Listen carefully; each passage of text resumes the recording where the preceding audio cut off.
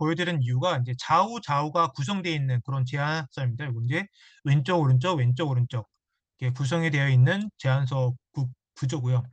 그래서 페이지에 이제 관련된 내용을 집어넣고 각 페이지별로 제가 설명드린 이 안의 구조로다가 각각의 제안서를 작성한 부분들입니다. 그래서 보시면은 이제 이 색깔들이 여기에는 이제 2장에서는 뭐 약간 주황색 계열이 있는데 각 챕터마다 뭐 1장, 2장, 3장, 4장마다 이 색깔을 달리 해서 그 포인트를 조금 주게끔 그리고 각각의 이제 페이지가 의도된 공란 같은 경우에는 우리의 전략을 계속 암시를 해 놓는 거죠. 그냥 의도적 공란이라고 해놓을 수도 있지만 우리의 강점을 의도적 공란에 표기를 해버리는 거죠. 우리는 이런 거가 있다. 이게 PT에도 같이 연관이 되어 있다. 근데 의도적 공백을 할 때는 각 기관마다 좀 다른데 의도적 공백에 몇 장 이상이 들어가 있을 때는 페이지로 카운트를 한다라는 경우도 반드시 들어가요. 그래서 의도적 공백에 그런 제약 조건이 있는지 없는지 보시고 만약에 없다라고 하면은 그런 부분들을 채워서 해주시면은 이런 부분도 우리한테는 강점이 되는 거니까 그렇게 표시를 해주시는 거가 이렇게 작성을 해주실 수가 있게 되는 거고요.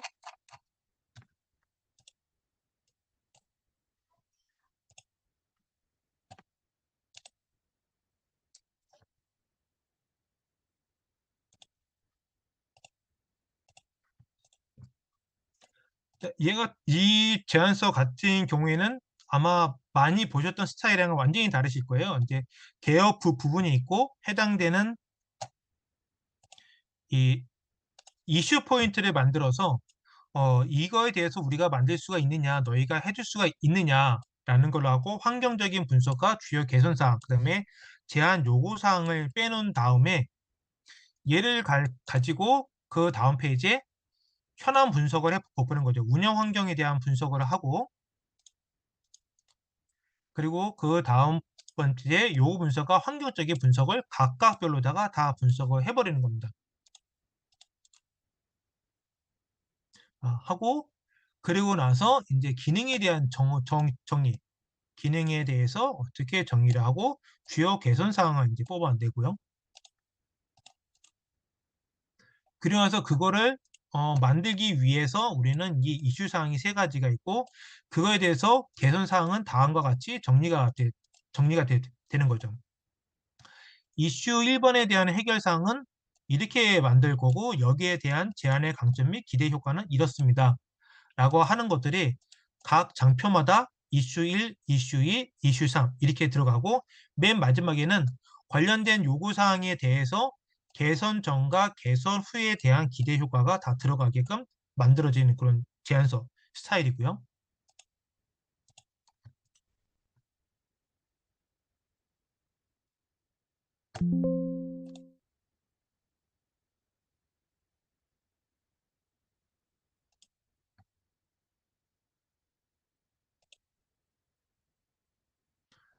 그리고 이제 이런 거 같은 제안서도 보시면 리딩 메시지 있고 안에 컨텐츠 내용들이 있고 각각의 분류별로다가 이렇게 작성하는 방법들이 있게 되겠고요.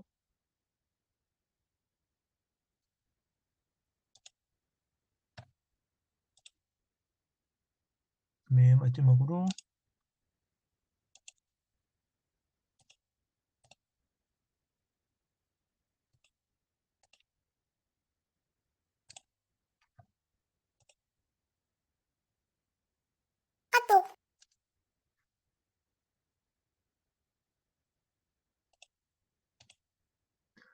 유지보수 같은 경우에도 마찬가지로 이런 내용들을 써서 작성을 하시면 되는데 제가 이렇게 보여드린 이유가 뭐 지금 이게 온라인이고 이제 시간적인 제한이나 여러 가지가 있어서 설명은 못 드리겠지만 이 제안서 이제 쭉 이제 보시면 제안서 퀄리티는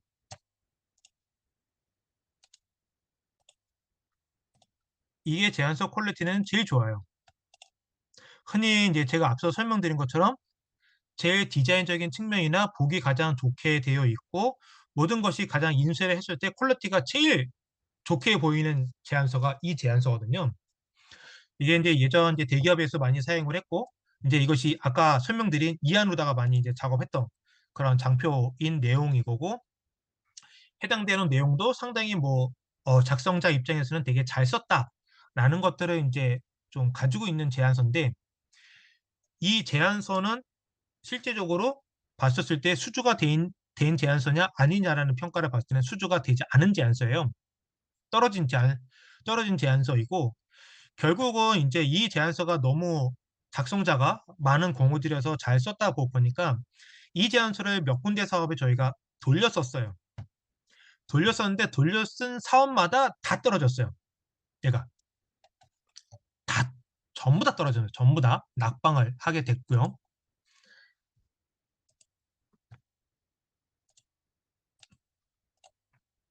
이 제안서 같은 경우에는 보시기에는 되게 허접하죠. 뭐 이제 디자인도 안 되어 있고. 근데 이거를 보여드린 이유는 디자인을 보라고 이거를 제가 보여드린 게 아니라 스타일을 보라고 좀 이렇게 보여드리는 거예요. 그러니까 컨셉이 좀 다르다는 거죠. 개요를 작성을 하는데 어, 평가자 관점, 고객 관점에서 너네 어떻게 할 건데 여기에 대한 이런 이슈가 있고 우리는 이거를 해결하기 위해서 다음과 같이 만들 거야 라는 컨셉이고 이러한 컨셉을 바탕으로 해서 제가 전 직장에 다녔던 회사에서 이런 컨셉으로다가 제안서 템플릿을 새로 만들어서 거기서 중요시했던 거는 바로 요 컨셉입니다. 요 컨셉. 분석을 해서 기능적인 장표를 다 하나씩 다 이렇게 이 이슈로 다 뽑은 거예요. 그래서 각각별로 요구사항 매핑하고 거기에 따라서 이 요구사항을 그러니까 기능적인 거 다 만든 거죠. 이거를 하게 된 이유는 이런 이슈가 있기 때문이야 라고 해서 다 제안서 템플릿을 다 바꿨는데 얘 같은 경우에는 하는 것마다 다 수주가 됐어요. 전부 다. 이거는 제가 이제 이런 큰 기업에 있을 때 플러스 제가 더 작은 솔루션 회사에 왔을 때도 이와 유사한 거를 똑같이 썼는데 이렇게 쓴 사업들은 다 수주가 됐고 지금 소속되어 있는 회사에서도 이와 유사하게 작성을 해놨는데 얘도 똑같이 수주가 된 부분들입니다. 얘가 디자인은 별로죠. 네, 디자인은 별로지만 어쨌건 수주가 된 제안서이고요.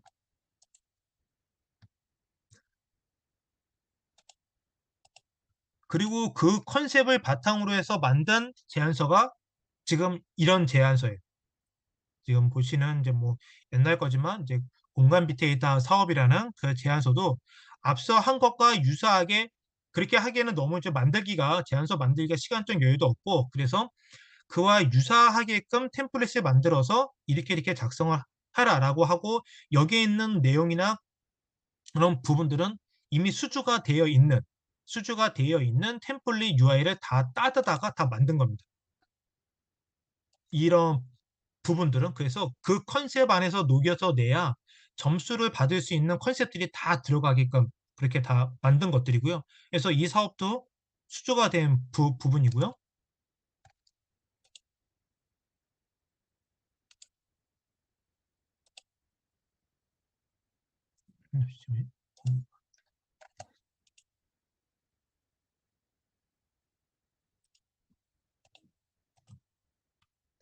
앞서 이제 유지보수 같은 경우에도 잘 돼 있는 제안서 바탕으로 뭐 성능 및 튜닝이나 이런 거 어떻게 하면 되느냐라고 그렇게 했을 때 이런 것들 같은 경우에는 유지보수 사업에도 있지만 이런 것들은 이제 개발 사업에도 많이 들어가거든요. 그 중에서 수주된 거를 장표로다가 옮겨서 집어넣는 것들입니다. 다. 그렇게 하면서 요구사항에 맞춰서 문구 정리하고 만들어서 이 유지보수 사업도 수주가 된 경우인 거고요. 얘도. 그래서 앞서 설명드린 것처럼 제안서를 지금 뭐 저나 여기에 계신 모든 분들이 새로 맨 땅에서 만드시는 경우는 거의 없으실 거예요. 하지만 제일 중요한 거는 계속 설명드리지만 수주가 된 거 중에서 제일 잘 돼 있는 거를 바탕으로 하나하나 만들고 걔를 고도화를 시키시는 게 가장 맞습니다. 그거를 하지 못하시면은 계속 떨어져요.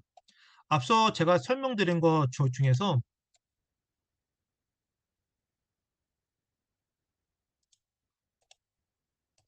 이 제안서 같은 경우에는 한때 달라는 분들이 굉장히 많았었어요. 왜냐면 디자인적으로나 뭐 요약서 같은 경우도 딱 봐도 거의 책자처럼 퀄리티가 좋게 나왔는데 그럼에도 불구하고 얘는 떨어진 제안서인 거죠. 그래서 이 제안서 같은 경우에는 퀄리티는 상당히 높으나 떨어진 이유는 평가 항목 대비 빠진 게 많았던 거죠. 그러니까 품질적인 거 평가위원이 봤을 때 '아 되게 잘 만들었다.'에 포커싱이 맞춰져 있을 뿐이지 이 내용들이 진짜 그 내용이 맞느냐 틀리냐에 대한 검증은 미처 못했던 거죠. 여기에 모든 것이 포커싱이 되어 있고. 그러다 보니 이게 떨어진 것이 인제 모든 것이 PM의 책임이고 영업이의 책임인 것으로다가 다 돌렸고 이 제안서를 그다음 사업에 거의 돌려 썼는데 그 돌려 쓴 것마다 다 떨어진 거죠. 결국은 인제 다시 원인 분석을 해 보니까 내용이 다 없는 거죠. 그러니까 디자인만 이쁜 거죠. 그래서 이런 것들은 여러분들한테 이런 거 되게 잘 쓴 제안서니까 오늘 수업 들어오신 분들에게 제가 다 무상으로 나눠 드릴게요 하는 순간 그냥 제안서는 다 떨어지시는 거예요 얘는.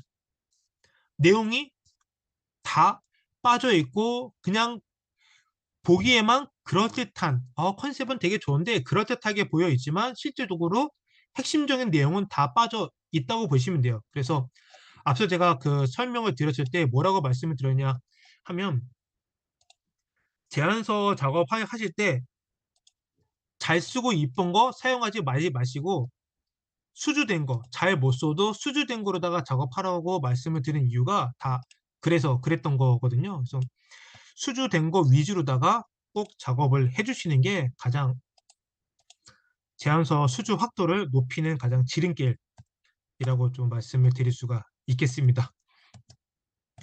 맞이하고 인제 오후 강의인 인제 평가 계약 시 중점 사항에 대해서 말씀을 드리겠습니다.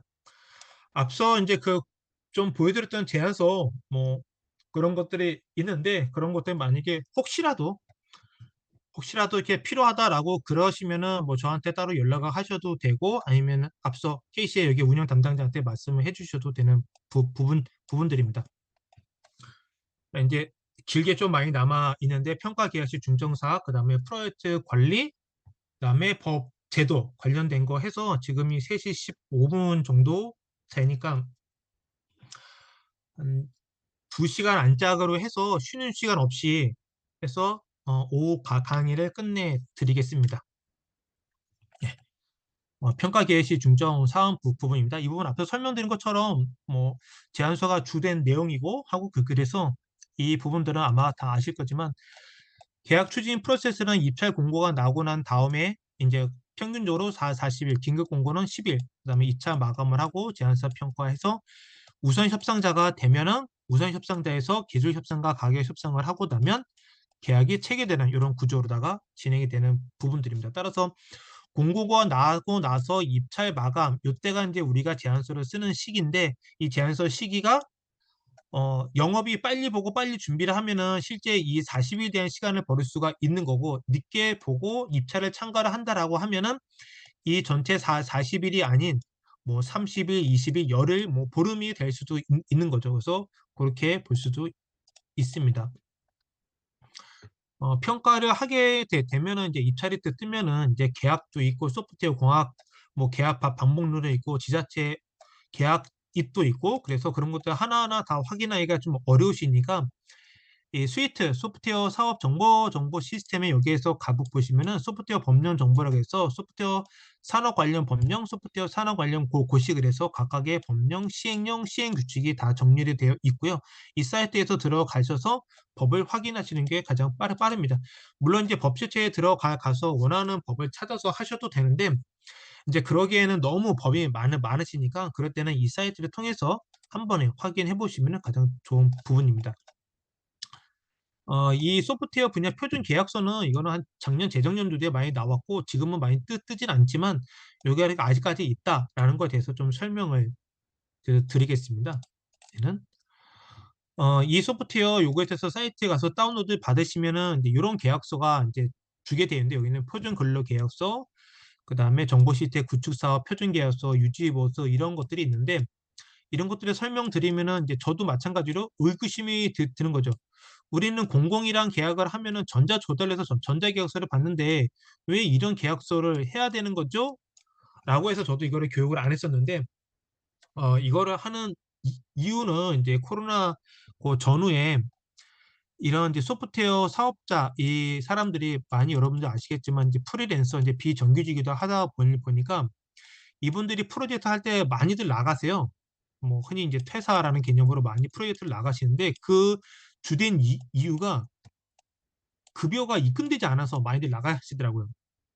그러니까 물어보면은 프리랜서라 아시는 분 통해서 가서 이제 계약서를 이제 작성하지 않고 그런 경우가 너무 많다 보니까 그런 것들을 방지하기 위해서 이런 시간제 프리랜서 같은 경우에는 국가에서 이제 다 법률 검토를 받은 표준 근로 계약서를 작성해서 써라. 그다음에 이제 우리가 속해져 있는 회사 대 회사끼리도 뭔가 운영 간의 시스템계 뭐 유지보수 계약이나 뭐 이제 그런 거 발주를 내고 계약을 하고 그러잖아요. 그랬을 때는 여기 국가에서 제공해주는 이런 표준 계약서대로 해라. 이런 걸로 하면 베네핏을 주겠다라는 게 이제 공공의 입장이었고 그래서 이제 공공 사업이다, 그다음 민간이다, 어, 발, 공공 소프트웨어 종사자이면은 그런 표준 계약서를 작성을 하시면 되는 부분들입니다. 그래서 이게 2020년도에 이제 이런 보도 자료가 나왔었고요. 이때 나왔을 때 프리랜서가 많이 있고 하니까 이런 것들을 조금 잘 정리를 하자. 그래서 좀 돈 지급도 하고 문제가 되지 않게끔 하자라는 게 나왔었고요. 그 다음에 이제 그거를 그러면 우리가 굳이 할 필요성이 있느냐. 그래서 그거를 참여를 하면 사용하는 사업자한테는 가점을 부여하는 인센티브 제공 방안을 마련할 계획이다. 이것이 언제적 얘기냐 하면은 이제 앞서 설명드린 것처럼 2020년도의 얘기였고요. 지금은 이제 베네핏이 나와서 아마 찾아보시면은 이제 다른 뭐 어, 산업 소프트웨어나 이런 쪽 같은 경우에는 이제 배점을 준다고 되어 있더라고요. 그래서 그런 부분들 추가 배점이 있는 경우가 있기 때문에 그런 거서라도 혹시 회사 대 회사 뭐 이제 그런 계약이 있으면은 이렇게 하시고 프리랜서로 만약에 계약해서 프로젝트가 투입이 된다라고 하면은 표준 근로 계약서에 따라서 이렇게 해주시면은 충분히 인센티브나 그다음에 추가 가점을 받으실 수가 있는 부분입니다. 그래서 소프트웨어 뭐 표준 계약서는 이런 것들이 있으시니까 가능하면은 뭐 써서 나쁠 건 없으니까 이런 거를 해서 하시면은 가장 좋지 않을까. 그리고 어차피 무료고 그래서 그런 거 다운로드 받으셔서 하면은 뭐 법적 분쟁도 크게 없으실 거라고 판단이 들고 이제 나라에서도 어느 정도 그런 걸 감안해서 표준 근로계획서를 만든 거니까 그런 거 해서 하시면은 맞을 부분입니다.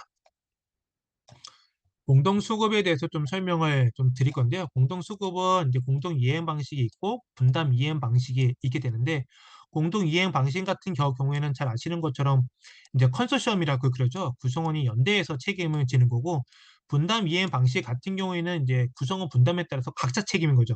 컨소시엄과 반대로 컨소시엄이 이렇게 구성이 되어 있는데 모의 해킹 같은 경우에는 컨소시엄으로 구성하지 않고 해킹 업체의 분담 이행 방식으로 해라 그러면 여기에 일정 지분율과 비용을 넣어서 여기가 이제 독자적으로 가는 거죠. 네, 고객사 입장에서는 3사 컨소 플러스 분담 이행 이 업체까지 이제 관리를 해야 되는 부분인 거죠. 여기가 과제를 못했다고 해도 컨소스한테 돌아오는 것은 없고요. 어쨌건 얘네가 다 책임을 되는 부분들. 그래서 분담 이행 방식 부분이 있고 공동 이행 방식이 있다는 거. 그다음에 하소고 그 구성은 뭐 잘 아시는 것처럼 콘소사 밑에 하도급을 구성을 하고 하수군의 자격이 주어지는지 자격 조건이 되는지 거기에 맞춰서 이제 서류들을 내야 되는 부분들 이제 서류는 예전에 비해서 많이 빠졌기 때문에 그거는 이제 뒤에 법제도에서 좀 설명을 드리겠습니다. 바로 나오네요. 하도급 제도 개정에 대해서는 이제 2020년 12월 24일하고 2021년 12월 30일 때 바뀌었던 것들이 이제 여기는 1항과 2항까지 있었는데 3항을 해서 소프트웨어 기술 평가 기준 지침 별지 4호 소프트웨어 하도급 계획 적정성 확인서 제출에 관한 사항 다만 기술 제안서 평가 항목에 하도급 계획 적성이 포함되어 있는 경우만 때만 하고 만약에 하도급 계획 적정성이 포함되지 않은 경우에는 굳이 안 해도 되겠죠. 그다음에 하도급 승인 절차는 이때는 할 수 있다라만 되어 있지만 법이 바뀌었을 때는 하도급 및 제하도급 계약서 4번, 그다음에 사업수행 계획서, 그다음에 하도급 계약의 적정성 판단 자기 평가표 이런 것들이 내야 되는 것이 추가로 된 부분들입니다. 계약정 협상 절차나 이제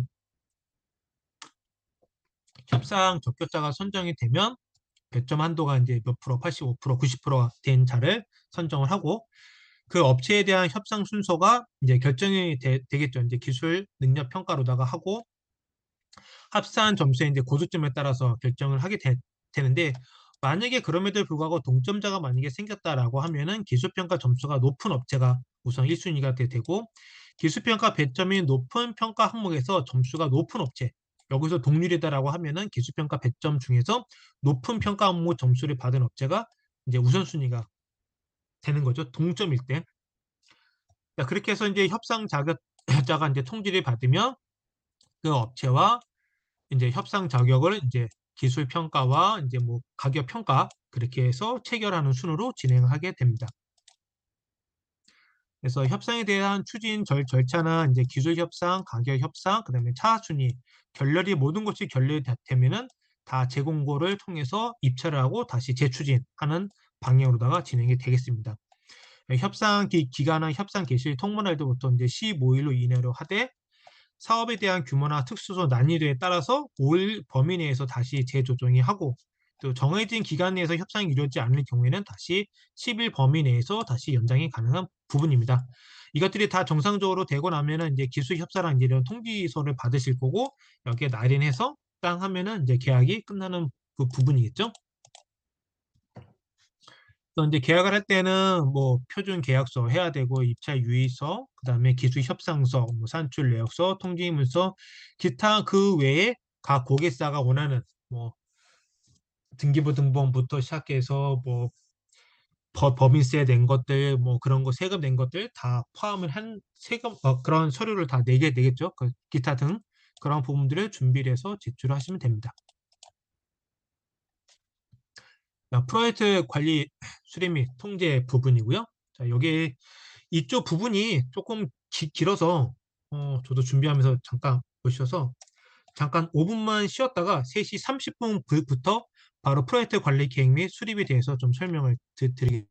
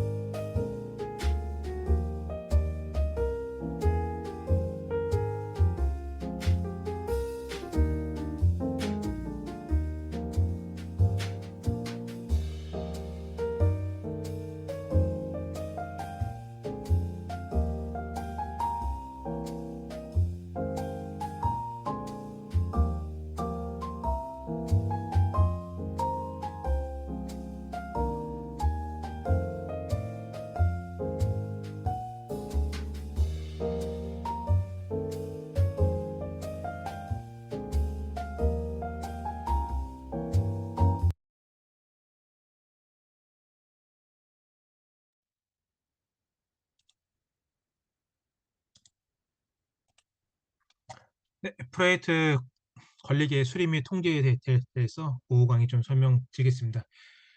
이쪽 파트가 좀 많아서 이제 프로젝트 관리 파트고 제안서 작성해서 수주 후에 나머지 진행되는 그런 부분들이라 이쪽 파트가 좀 많고 나머지 부분에 대해서는 뭐 아마 좀 간략하게 설명드리면은 5시 안쪽에서 아마 끝나지 않을까 싶은 부분입니다. 저는 프로젝트 관리에 대해서 좀 설명드리겠습니다. 프로젝트 관리 계획에서 우선 프로젝트는 제일 중요한 것이 무엇이냐 하면은 이거는 이제 고객과 그다음에 수행사 입장에서 똑같이 생각을 해 주셔야 되는 게 프로젝트는 이제 읽어보시면 프로젝트는 시작일과 종료일이 있으며 시간, 비용, 자원의 제약을 가지는 특정한 목표를 달성하기 위하여 수행하는 유일한 프로세스입니다. 그래서 프로젝트는 무엇이 있느냐? 시작 시간과 끝 시간이 있고 유일한 프로세스이면서 무엇이 있느냐? 한정된 비용과 한정된 자원이죠. 앞서 오전에 공공 소프트웨어 사업이 무엇이냐라고 해서 말씀드렸을 때 한정된 국가 예산으로 한다라고 말씀을 드렸어요. 그 말은 한정된 국가 예산이다 보니까 한정된 비용으로밖에 할 수가 없는 거죠. 마찬가지로 민간도 확보한 예상으로 사업을 하기 때문에 한정된 비용으로 할 수밖에 없고요. 비용이 한정되어 있다 보니까 그 한정된 비용 안에서 사용할 수 있는 개발자나 투입 인력에 대한 인력의 수는 한정되어 있겠죠. 돈을 100원 받았는데 우리가 1000원짜리 인력을 집어넣을 수는 없죠. 100원을 받았으면 100원에 근접하는 50원짜리나 80원짜리에 대한 사람을 놓고 수행을 해서 이익을 남겨야 되는 게 회사의 입장인 거고 적어도 100원짜리에 대한 100원이면 100원에 맞는 인력이 들어가면 되는 거지 그 이상으로 들어갈 수는 없는 부분인 거죠. 그리고 제일 중요한 거 시작과 끝이 있는 부분입니다. 이 사업을 100원을 준 이유는 오늘부터 시작해서 이번 주 일요일까지 끝내세요. 이거는 100원짜리입니다. 라는 거지 100원 주고 시작은 있으나 끝은 없습니다. 이런 사업은 전혀 없는 거죠. 못 끝냈는데 이게 아니고요. 이게 아니고요. 이게 아니고요. 그래서 이거를 뭐 내년 이맘때까지 간다? 100원 주고 그런 거는 전혀 없죠. 따라서 프로젝트는 모든 사람들이 발주 기관도 그렇고 수행하는 사람도 그렇고 제일 중요한 것은 무엇이냐? 해당되는 프로젝트는 시작과 끝이 있으며 한정된 비용과 한정된 자원으로 돌아가는 유일한 프로세스입니다. 밑에 한정된 시간, 시작과 끝이 있으니까 한정된 시간으로 딱 돌아가는 거죠. 그래서 여기에 맞춰서 우리가 다 같이 모든 사람이 목표한 것대로 방향으로 가야지만 프로젝트가 정상적으로 끝을 낼 수가 있는 부분입니다.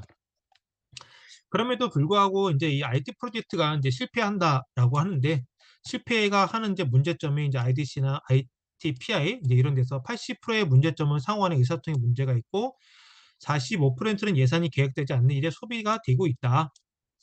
그리고 이제 밑에 보시면은 사업 기간이 길수록 성공률이 떨어지고 사업 금액이 클수록 성공률이 떨어진다라는 게 있는데 반대로 생각하면은 이제 뭐 문제점 우리가 뭐 예산도 작고 뭐 단낚이고 그래서 그러면 단낚이 사업을 길게 만들어 주고 단낚이 했던 요만큼에 대한 사업의 예산을 이만큼으로 올려주면 프로젝트가 어마어마하게 성공을 할 수 있느냐라는 시점으로 두 가지로 포인트를 봤더니 사업 기간이 길수록 성공률이 떨어진다는 거죠. 왜 떨어지냐 하면은 단낚이면은 이때 무조건 끝내서 빨리 사업을 철수해야지만 수익이 날 수가 있는 거죠. 근데 이만큼 진행이 되면은 이때 할 거로 이때 해도 되고 이때 할 거로 이때 해도 되는 거죠. 계속 뒤로 미루는 거죠. 그리고 고객 입장에서도 지금은 이상적인 이만큼에 대한 요구사항을 했다가 마지막에 안 되면 말죠. 뭐 이렇게 이제 가는 경우도 발생이 되는 거죠. 그러다 보니까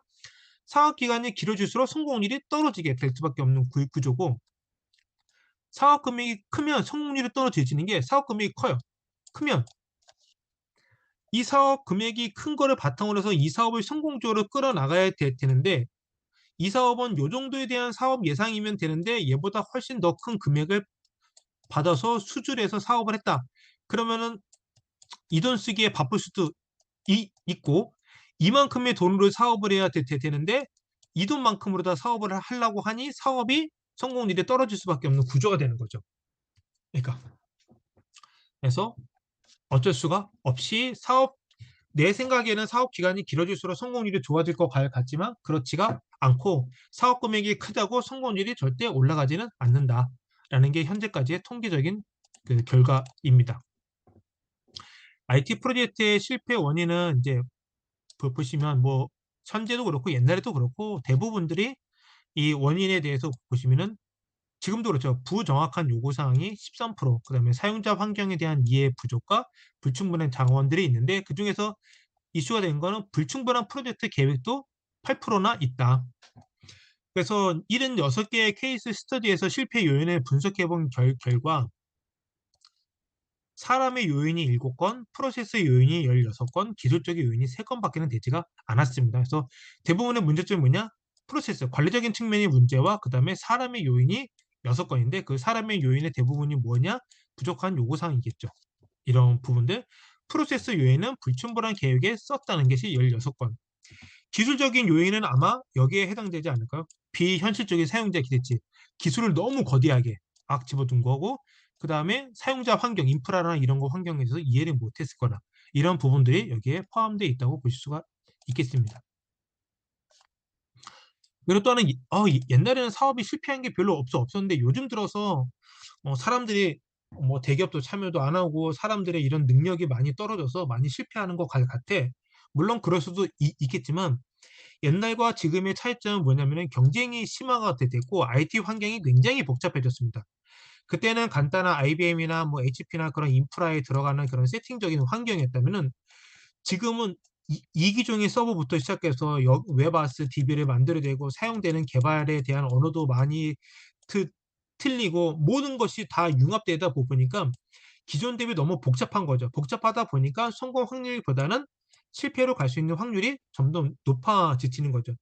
요것이 이제 페일인데 페일이 이제 올라갈수록 2000대 올라갈수록 점점 더 늘어나는 경우를 이제 보실 수가 있게 되는 거죠.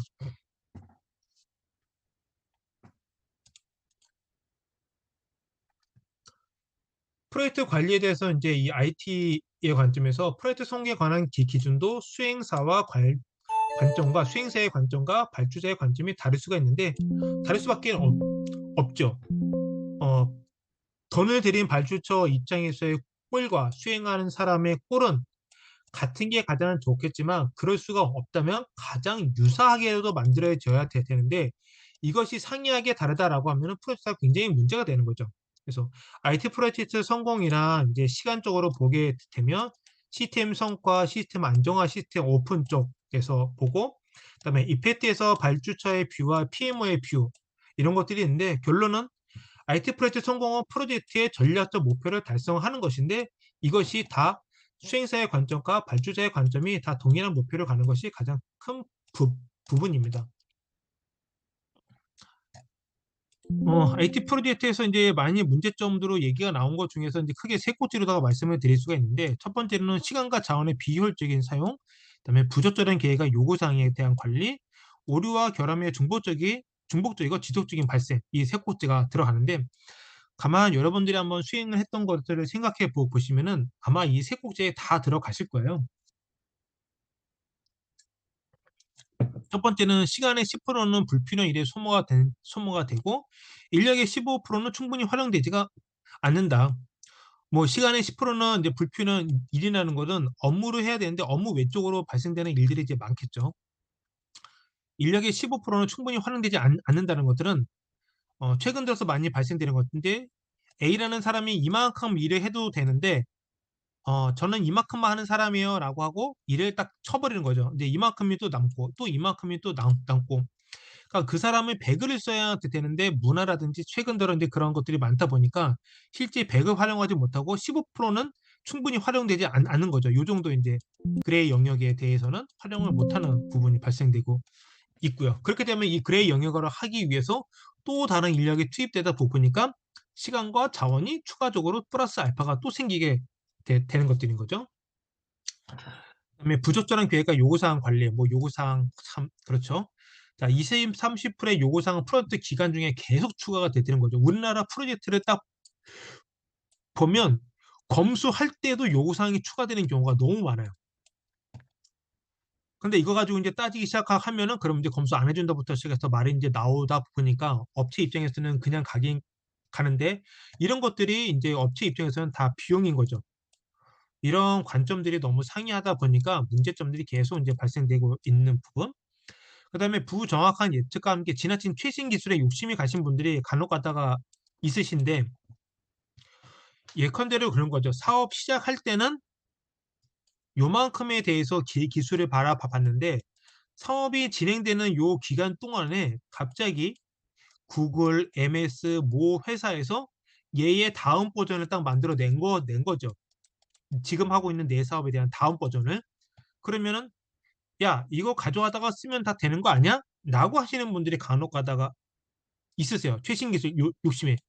얘하고는 기술적으로 엄밀히 다 다른데 마치 남이 볼 때는 굉장히 쉽게 만든 것 같아 보이지만 이런 큰 글로벌 기업들은 수십만 명, 많은 인력이 대거 투입을 해서 많은 비용을 내서 만들었는데 마치 이거는 되게 쉽게 만들고 이거 그냥 링크해서 뭐 이렇게 해서 적용해서 우리 것처럼 똑같이 만들어 봐 라고 하는 경우가 이제 발생이 되면은 사업이 이제 산으로 가게 되는 것들이어서 너무 지나치게 최신 기술 욕심은 안 하는 게 가장 낫다. 그리고 이런 것들이 계속 요구가 되다 보니까 어떤 것이 발생되느냐? 계속 오류가 떨어지는 거죠. 오류를 잡으면 추가 요구사항이 나와서 또 만들고 여기에 또 오류가 나와서 또 만들고 또 만들고 또 만들고 최신 버전이 최신 버전 지금이 최신 버전 최신 버전 지금이 진짜 최신 버전 이렇게 계속 올라가는 거죠. 그러다 보니까 모든 비용의 20, 30%는 했던 반복 오류가 계속 나오는 거죠. 오류 났던 거 또 나고 오류 났던 거 또 나고 오류 났던 거 또 나고 해보면 여기서 기능 추가 여기서 기능 추가 기능 추가 이런 것들이 계속 나타나고 있는 부분들입니다.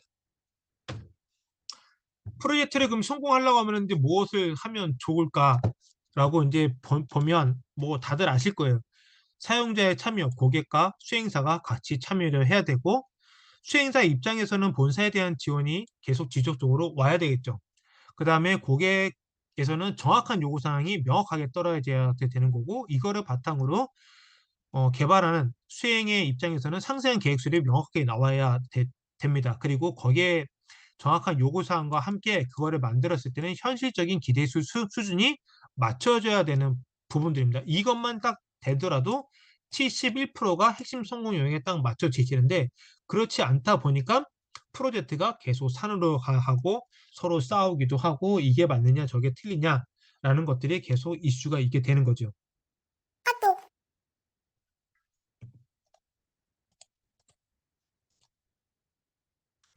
그래서 프로젝트가 성공하는 프로젝트 같은 경우에는 화면에서 보시는 것처럼 사업의 초창기 때부터 많은 노력을 하고 그때부터 설계하고 개발하면서 이게 쭉 가고 맨 마지막에 노력을 들여서 고객한테 인수인계를 딱 하게 되는 그런 흐름으로 가게 되는 구조고요.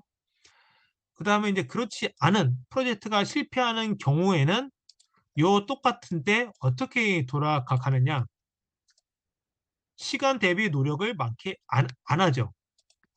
성공하는 프로젝트는 시간 대비 노력을 이만큼 이만큼 하게 되는데 실패하는 프로젝트는 노력이 지금 어디에 가 있느냐? 평균치보다 조금 더 높게 요만큼만 하게 되는 거죠. 요만큼만.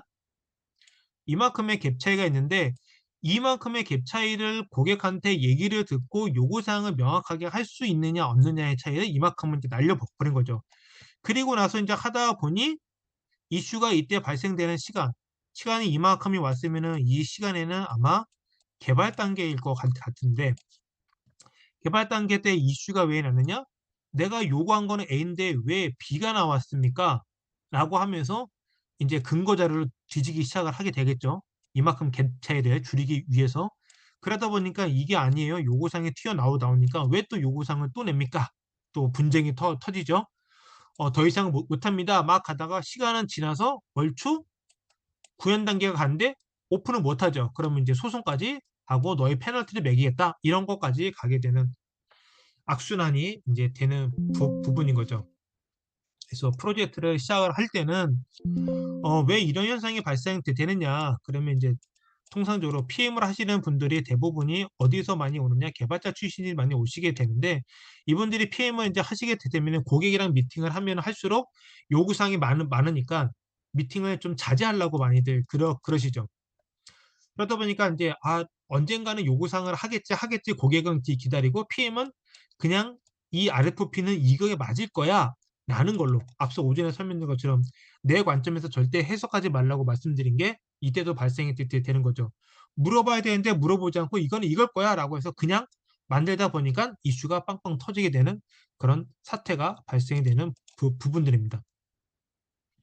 이거는 책에서 어마어마하게 많이 보셨을 거예요. 고객이 설명한 건 이건데 PM은 이렇게 이해를 했고 개발자는 이렇게 만들어 버린 거죠.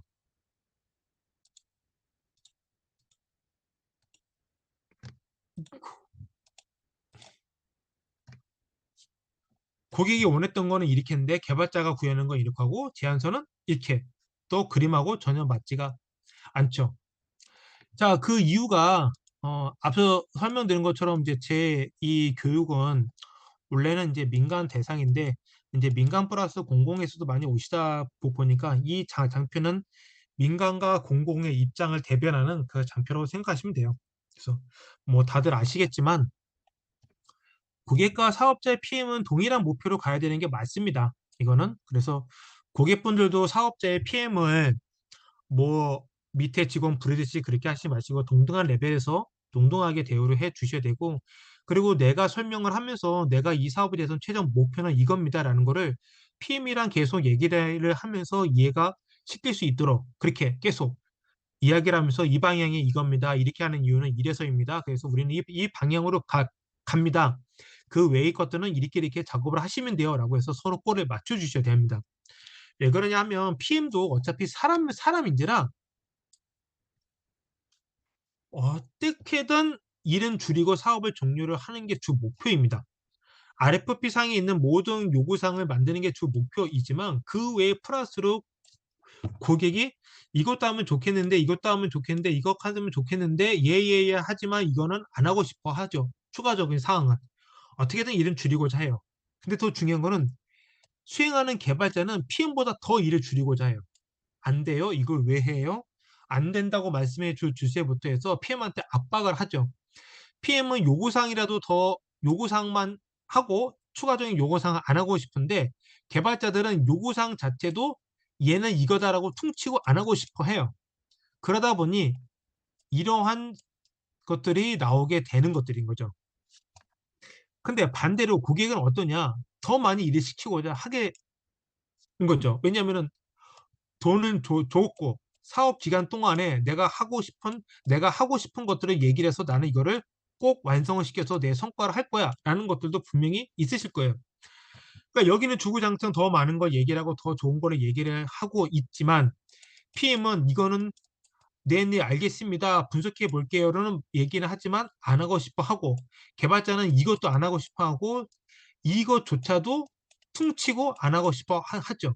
이런 것들이 있으니까 그거를 감안해서 목표꼴을 이상치를 현실적인 기대 수준에다가 맞춰 주셔야 됩니다. 이게 가장 쉽고도 어려운 부분인 거죠.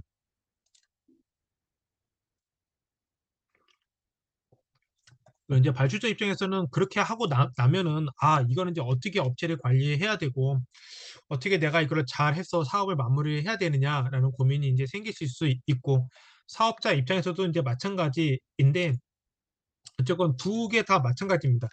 어쨌건 이제 첫 번째로 발주자 입장에서 주요 관리 사항을 하실 때 우선 위험 관리 중심으로 이제 했을 때 사업 관리에서 인력 변경, 지체 상금이나 막 과업 변경들 이런 것들이 이제 발생이 될 수가 있는데 가장 많은 이슈 사항에서 뭐 이제 과업의 진행상에 대한 수치, 뭐 진척률이라든지 이런 것에 대해서 초반에 이슈가 많이 제기가 될 텐데 그럴 때는 고객사에서 첫 번째로 가이드라인을 제시를 해주는 게 가장 좋습니다. 진척률과 가중치에 대한 템플릿을 수행사한테 제공을 해주고 그 틀에 맞추라 하는 게 가장 베스트하고 수행사에서 준 거 가지고 고객이 이게 맞냐 틀리냐 나고 그렇게 되면 언쟁 상황밖에는 되지는 않는 부분들입니다. 본인들이 그렇게 맞다고 생각하면은 본인들이 맞다고 생각한 것들을 템플릿을 만들어서 수행사에서 제공을 해주면 수행사가 그거대로 따라가기 때문에 더 이상 그거 가지고 왈가불가 할 일은 절대 없습니다. 그리고 과학 결정 사항의 그 데드라인을 정해서 마무리를 하시면 되고 회의 시 수행사는 사업자는 최소 2인 이상 참여해서 업무를 공유를 해주는 걸 좀 추천을 드리고 이런 거 중요한 사항 같은 경우에는 회의록 작성은 대화 형태로 작성하고 이는 뭐냐 바라잡을 작성을 해서 이 저기 결정사항이 의사결정이 난 거를 서로 공유를 할 수 있도록 그렇게 해주는 거 저는 좀 추천을 드리는 부분들입니다. 정부와 사업에 대해서 이제 만약에 사업 규모가 너무 작아서 감리 대상 사업이 아니다라고 하면 고객 관점에서 고객 측에서 해당되는 거 감리 사업을 감안해서 이거는 감리 사업 기준 최소한 각 단계별 이런 것들은 점검을 좀 해주세요. 저희 산출물에서 이런 것들이 아마 저희 품질관리팀에서 보실 거니까 이런 것들은 각 단계가 끝내면 해주십시오. 왜냐하면 저희 사업은 감리 사업이 안 되기 때문에 이런 포인트는 좀 해주십시오라고 수행사한테 요청을 할 때 그렇게 요청을 하지 마시고 가능하면은 가이드라인을 통해서 같이 제시를 해주는 것이 가장 좋은 부분들입니다. 프로젝트를 그러면 뭐가 가장 나쁜 영향을 미치느냐? 뭐 앞서 말씀드린 것처럼 서로 참여하지 않고 불명확한 요구사항과 요구사항이 자주 변경되는 게 가장 큰 문제점인 거죠. 이 부분들이 이거는 뭐 예나 지금이나 똑같이 있게 되겠고요. 이제 프로젝트 관리적인 측면에서 설명을 드리면 프로젝트 관리는 뭐 얘는 잘하면 본전이고 못하면 이제 실패가 되는 건데 성공한 프로젝트는 이제 프로젝트가 이제 잘 된 거죠. 프로젝트가 잘 되게 하기 위해서는 이제 범위 일정 비용 관리를 좀 잘해줘야 되는 거고 자원 관리, 품질 자원 관리에서는 품질의 인정, 위험, 구매 이런 것들의 관리를 잘해 주셔야 되는 부분들입니다. 근데 이제 저희는 이제 이런 것들을 많이 안 하고 이제 범위하고 일정 관리 뭐 이런 것들만 많이 하고 계실 텐데 가능하면은 범위, 일정, 프로젝트 비용 관리까지 같이 해주셔야 되는 걸로 좀 추천을 드립니다. 인력 관리는 프로젝트 작업에서 요구되는 시간과 자원을 선정해서 이제 하게 되겠고요.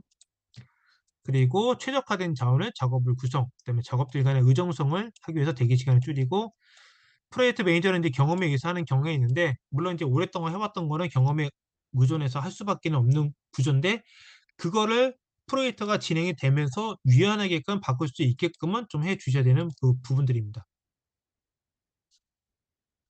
일정 관리의 문제점은 이제 개발자 수와 생산성 수는 절대 비례하지 않는다는 거, 이거는 알아두시면 좋을 것 같아요. 이거는 발주처도 마찬가지고 수행사의 PM도 마찬가지입니다. 개발자 수와 생산성 비례는 절대 하지 않습니다. 그리고 이제 일정 계획에서 중요한 것은 난이도하고 계획의 측정은 이제 어렵기 때문에 작업의 난이도하고 자원의 생산도 측정은 불가하기 때문에 이런 부분도 감안해서 이제 측정을 해 주셔야 되고요.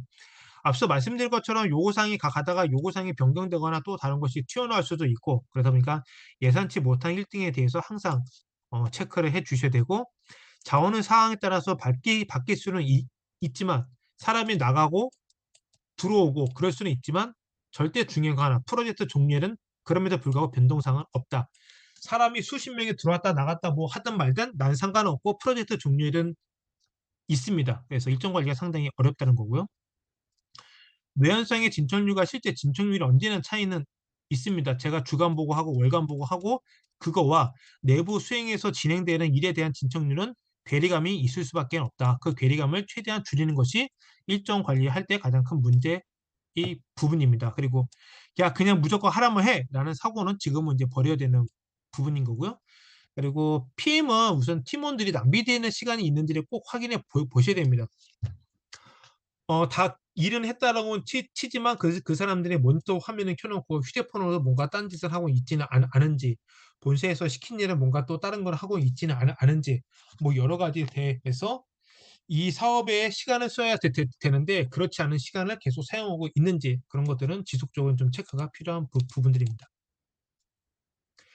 일정 관리 시 이제 주의할 점은 이제 가장 중요한 것들이 일정 지연의 가장 중요한 원인 중에 하나는 이제 잘못된 추정인 거죠. 아, 이 개발이 일주일이면 될 것 같았는데 얘가 오히려 이제 3주가 걸리는 경우도 있다 보니까 그거에 대해서 잘 측정을 해야 되는 거고요. 그리고 일정은 제대로 추정되고 계획되어 있는 거대로 잘 가고 있는지 그거는 중간중간 계속 체크를 해 주셔야 되는 거고요. 그다음에 지연된 프로젝트에 사람을 추가하는 것들은 리스크가 있다. 왜냐면 이제 새롭게 투입된 사람은 생산성을 제대로 발휘할 때까지 또 많은 것을 배우고 그 사람들이 생산성이 기본적인 투입된 사람과 생산을 끌어오기 위해서는 그만큼의 시간이 또다시 필요하다. 그렇기 때문에 그것도 위험 리스크가 반드시 있습니다.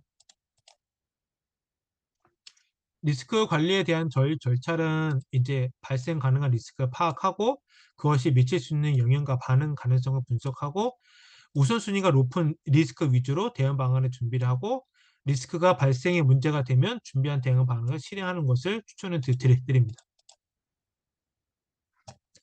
프로젝트 팀에 나쁜 영향을 미치는 요인들은 이제 보시는 것처럼 비합리적 프로젝트 대개들은 끊임없이 변경되는 요구사항 아주 문제가 크죠.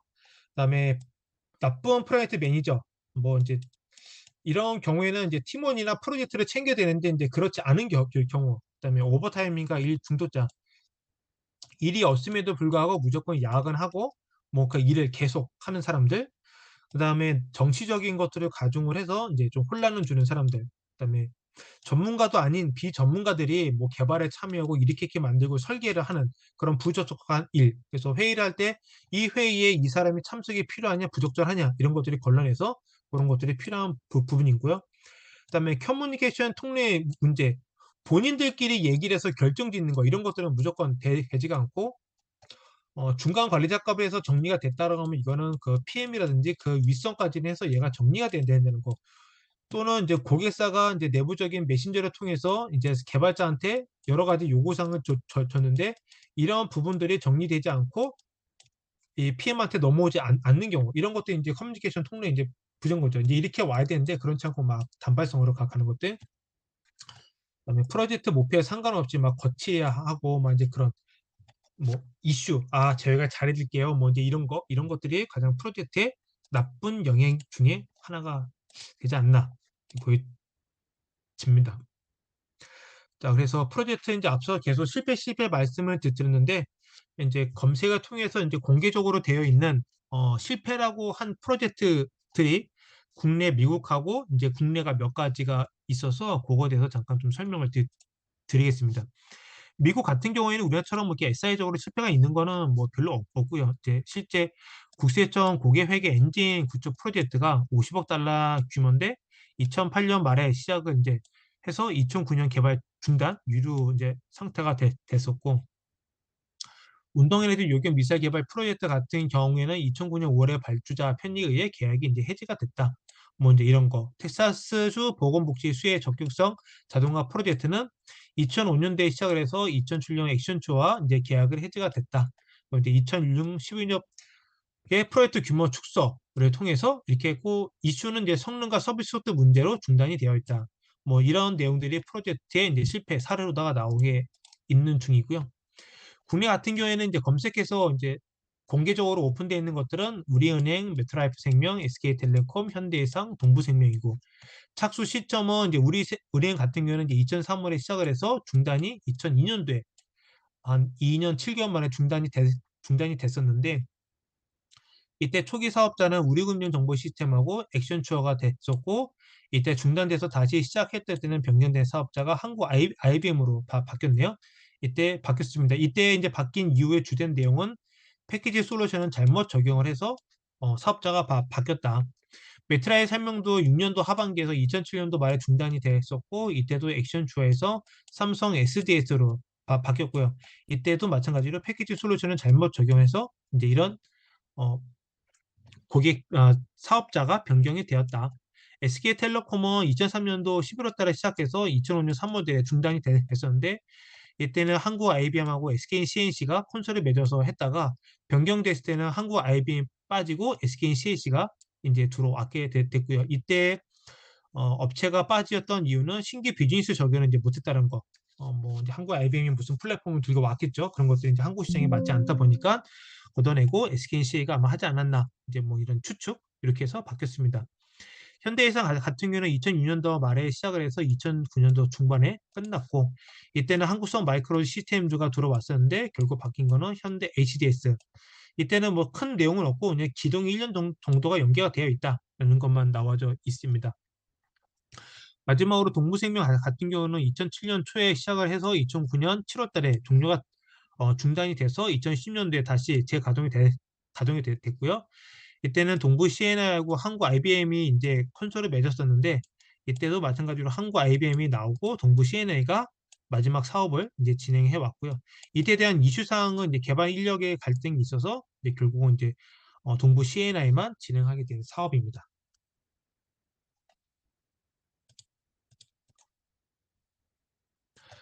그래서 이제 제가 막 실패 그래서 뭐 여기에 고객분들 계시고 이제 여기 계신 분들 있고 나는 실패하지 않아서 나는 다 성공을 했어. 약간 좀 찜찜은 하지만 나는 실패하지 않았어. 이런 분들이 계실 거예요. 도대체 실패한 프로젝트가 뭐냐? 넌 뭐 왜 계속 실패만 얘기를 하느냐?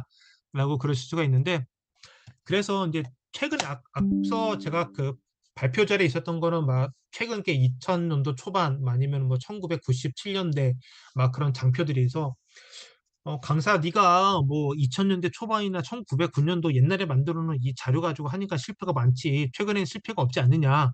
최근에 AI 있고 뭐 거의 대부분에서 실패가 없다. 그래서 이제 찾아보고 이제 설명을 드릴게. 지금 시대 이거는 지난달에 나온 보고 자료예요. 아마 보신 분도 있으셨던데 지금 시대의 프로젝트 실패는 조직이 기대하는 수준의 2.5 IT 프로젝트가 일부 또는 전공하지 못했다는 의미에 가깝다라고 하면 실패에는 프로젝트가 수익을 창출하지 못하거나 완료 시기가 너무 늦어 쓸모없게 되거나 참여를 유도하지 못해 사용자가 프로젝트를 외면하게 되는 것을 의미할 수가 있습니다. 그래서 몽클레어 주립대학의 부교수이자 프로젝트 관리 전문가인 태우는 오늘날의 애자일이 발전하면서 실패의 정의가 달라졌다라고 얘기를 하고 있고요. 그 실패에 대한 정의는 밑에 보시면 다시 말해 이전 IT 프로젝트 실패는 기술적 제한하기보다는 목표 시점을 놓친 것에 가장 가깝다. 그러니까 그 프로젝트가 못 만들어서 기능을 구현하지 못해서가 아니라 프로젝트가 뭐라고 말씀드렸냐면 시작과 끝이 있는 한정된 시간으로다가 가는 것들인데 이 목표 시점이 이 시점이 아닌 이 시점이 한 달 또는 두 달 요 정도 뒤로 미뤄져서 오픈을 한 게 프로젝트 실패다라고 정의를 할 수가 있다는 거죠. 그렇다면 그게 발생되는 이유가 뭐냐라고 하면 지금은 IT가 너무 복잡하게 하다 보니까 이 PM이 조직의 관리에 대한 전문성이 굉장히 부족하고 이것이 많이 필요한 부분입니다. 왜냐하면 하려고 하니까 프론트엔드 개발자라고 하죠. 뭐 백엔드라고 하죠. 뭐 시스템 인프라 하는 사람 따로 있죠. OS하는 따로 있죠. 나는 모르겠고 너네가 해라는 시대는 이제 다 갔다는 거죠. AI 해야 됩니다. 난 모르겠고 그냥 답변 나오게 해. 이러면 이제 PM에 대한 전문성이 부족하고 그런 모든 사람의 조직을 관리해야 되다 보니까 PM의 조직 관리 중요성이 매우 중요한 부분인 거죠. 그리고 이제 그 본사에 대한 지원에 대한 부분들 이런 것들이 이제 필요한 부분들입니다. 그래서 그런 것들이 있었을 때 이제 프로젝트의 핵심 성공 요인을 하기 위해서는 이런 것들이 반드시 필요하다라는 게 올해 나온 것들이고요. 위에 이제 소프트웨어 프로젝트 핵심 성공 요인이라고 이렇게 표시하는 것들은 앞서 제가 프로젝트 관리를 하면서 이 프로젝트를 성공하기 위해서는 다음과 같은 것이 필요합니다라고 아마 제가 설명을 드렸을 거예요. 여기에 가장 필요한 것들과 옛날과 현재 2023년도의 결과 보고서와 중복되는 것들을 이제 빨간색으로 제가 한번 표기를 해 봤습니다. 우선 옛날에 사용자 참여가 19%였는데 이 사용자 참여가 어디랑 매핑이 되느냐?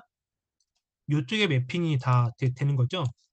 모든 이해관계자가 참여를 하지 않거나 비즈니스 스폰서의 참여 부족. 이 비즈니스 스폰서는 이제 영어를 이제 번역하면서 나오다 보니까 그쪽 미국 관점인데 우리나라 관점에서 비즈니스 스폰서는 발주자죠.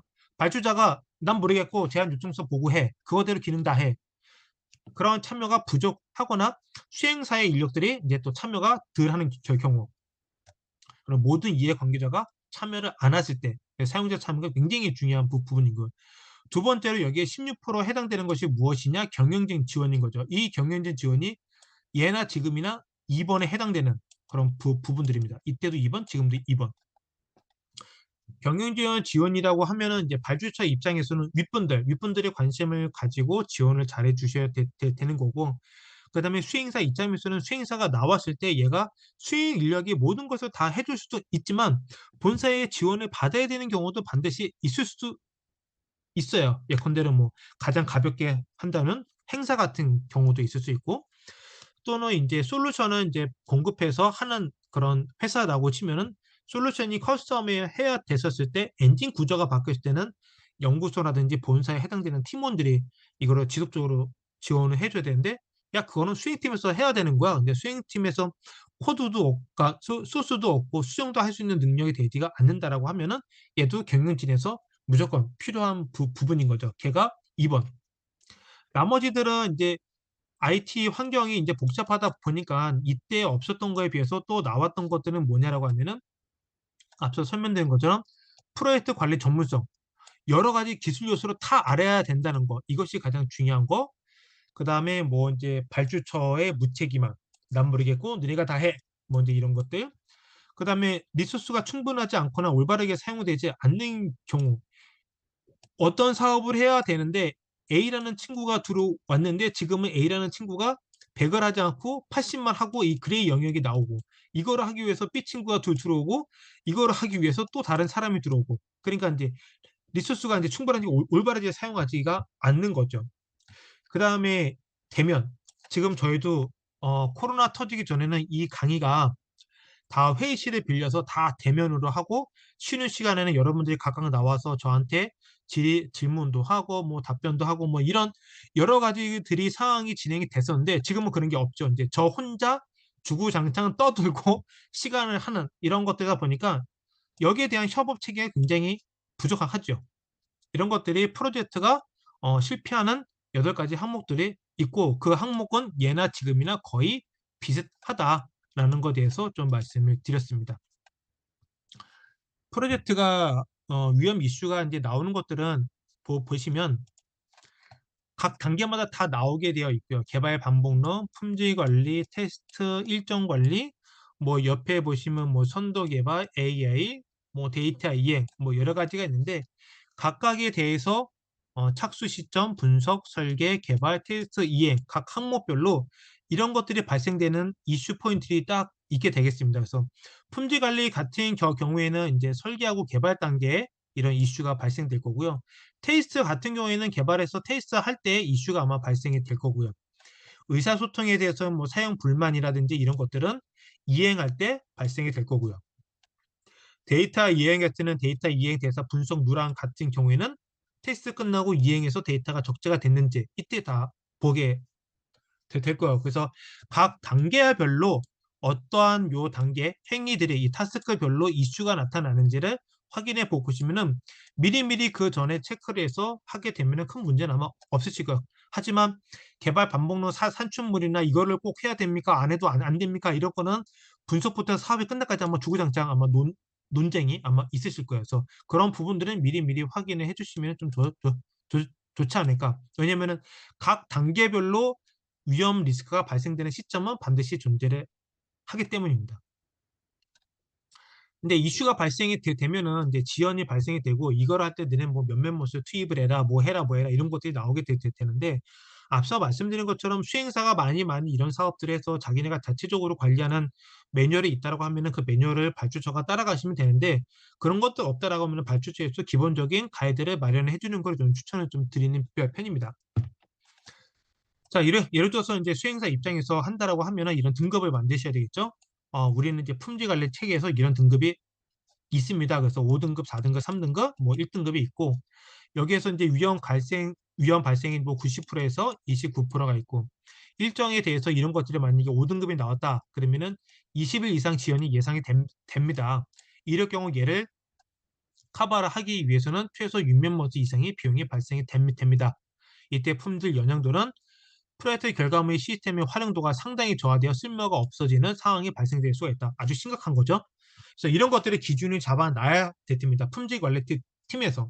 그래서 이거는 상당히 위험합니다라고 해서 고객이랑 같이 협업을 할 수 있게끔 그런 것들이 관리가 돼야 되는 부분들이고요. 이런 것들이 관리가 되면 각각의 척도를 통해서 이런 위험 요소가 나오고 5개 척도 우선순위가 나오고 이거를 이제 하나의 고객에 보고하는 표로다가 만들면 위험 아이디가 있고 영역이 TA 영역, DA 영역이 있고 위험 내용은 무엇이며 발생 가능은 지금 이렇고 가능성은 지금 현재 매우 높습니다. 영향도 매우 높고요. 우선순위가 샘플이지만 제일 높네요. 그럼 이거 가지고 이제 같이 고객분이랑 협의를 해 나가는 그런 부분들인 거죠.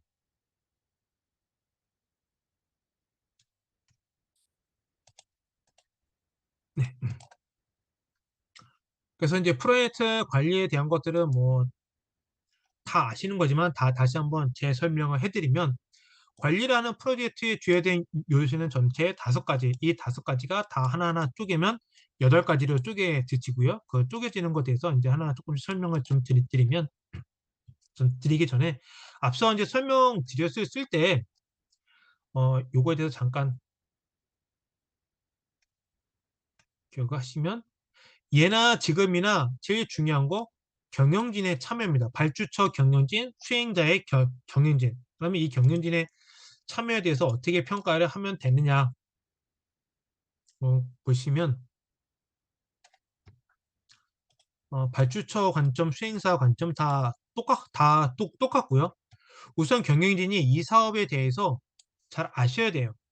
그리고 관련된 사업 부서, 뭐 제품팀이나 뭐 수행하는 부서에서 이거를 어떻게 할지가 명확하게 있어서 이게 수행팀에 전달이 돼야 되는 거고요. 그 다음에 IT 조직, 수행과 발주처 마찬가지로 해당되는 그 조직에서는 이거에 대해서 다 이해를 해 주셔야 됩니다. 아, 그래, 이 사업이 무엇이며 어떻게 의사소통을 할지, 월간 보고 주간 보고 뭐 시시때때로 우리는 메신저를 이용을 하고 카카오도 이용을 할 거야. 이 사업이 어떤 거야. 뭐 우리는 이런 방법론을 통해서 어떤 거를 만들어 낼 거야.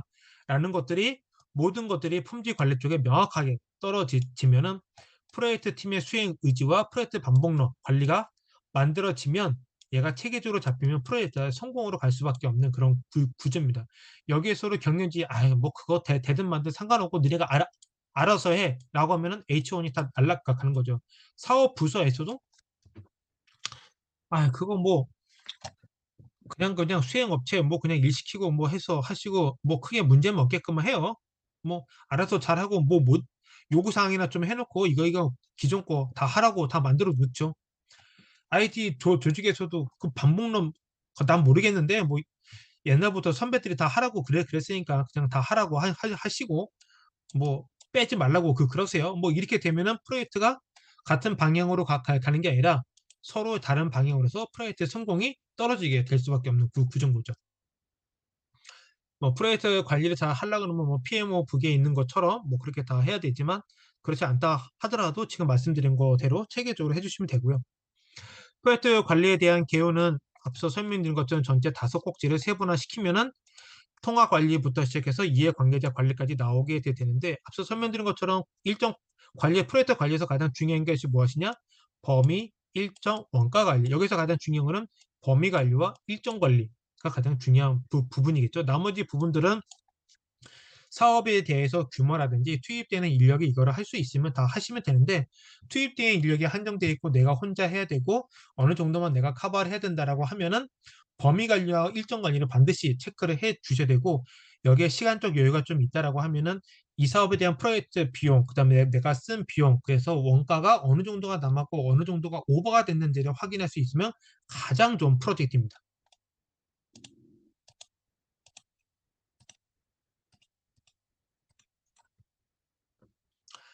프로젝트 관리에 대한 개요는 우선 사업을 하시게 되면은 어떤 회사애들은 우리 조원님은 관리 프로세스가 없어요라고 막 얘기를 하고 그러시는데, 회사가 어제 설립되지 않는 이상, 회사가 설립이 뭐 한 달 아니면 뭐 1년이 된 회사라도 수주가 되어 있고 그 사업을 수행하고 있다라고 하면은 그 사업에 대해서는 이런 프로세스가 반드시 존재를 하게 될 거고요. 회사가 이제 뭐 10년 차, 20년 차라고 하면은 유사한 도메인의 사업은 계속하고 계실 거예요. 거기에 대한 프로세스가 오래된 사람한테 물어보셔서 이거를 정립을 하시면 돼요. 정립을 하시고 각 단계별로 어떤 산출물이 나오면 걔가 개발 방법론이 되는 거고, 그것이 잘 체계적으로 관리를 한다 하면은 그게 프로젝트 관리의 프로세스이고요. 여기에 보시는 것처럼 조직 내 프로세스를 이제 착수할 때 세팅을 해놓고, 이거 프로젝트한테 성격에 맞춰서 놓고 계획 단계부터 실행을 하고, 실행해서 모니터링을 하면서 계속 수정 보완을 해내겠죠. 하면서 계속 업데이트를 치고, 사업이 이때 종료가 되고 나면은 이 프로세스는 우리가 하면서 이제 이런 수정 과정을 거쳤고 기존 대비 여기하고 여기가 더 추가 보완이 되었다. 얘가 이제 내부적으로 자산으로 들어가면 이것이 레슨론 통해서 더 구체화 시키는 거죠. 평균적으로는 이 프로세스를 쓰면 되는데, IT가 뭐 몇 개 연계 기간이 있고 뭔가 데이터를